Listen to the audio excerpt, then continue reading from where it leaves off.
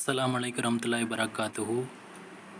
இந்த வசனம் வந்து பார்த்திங்கன்னா 2வது அத்தியாயம் 177வது வசனத்தில் ஆண்டவன் வந்து ஒன்று சொல்கிறான். அதாவது இறைச்சம் உடையவர்கள் எப்படி எப்படி தகுதியுடையவராக இருப்பாங்க, அவங்களுடைய குணநலங்கள், அவங்களுடைய செயல்பாடுகள் எப்படி இருக்கும் அப்படிங்கிறத சொல்கிறாங்க. அதை நீங்கள் சுய பரிசோதனை பண்ணி இத்தகைய தன்மையோடு நாம் இருக்கோமா அப்படின்னு பார்த்து அதே தன்மையை நம்ம வந்து நமக்கு வாழ்க்கையில் கடைபிடிக்கணும்.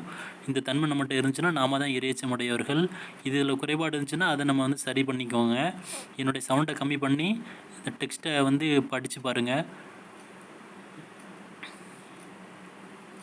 நம்மளுடைய கஷ்ட காலத்தில் வந்து சகிப்புத்தன்மையை கொண்டவங்களும், வாக்கு கொடுத்தா அதை நிறைவேற்றுறவங்களும், அதுமாரி தொழுகையை வந்து கரெக்டாக 5 வேளை தொழுது பேணுபவங்களும், அந்த மாதிரி உள்ளவங்களாம் இறைச்சமுடையவர்கள் இப்படிப்பட்டவங்களாக தான் இருப்பாங்க அப்படின்னு ஆண்டவன் சொல்கிறான்.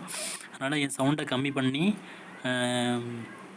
டெக்ஸ்ட்டை படிங்க, வார்த்தையை படிங்க, உங்களுக்கு புரியும்.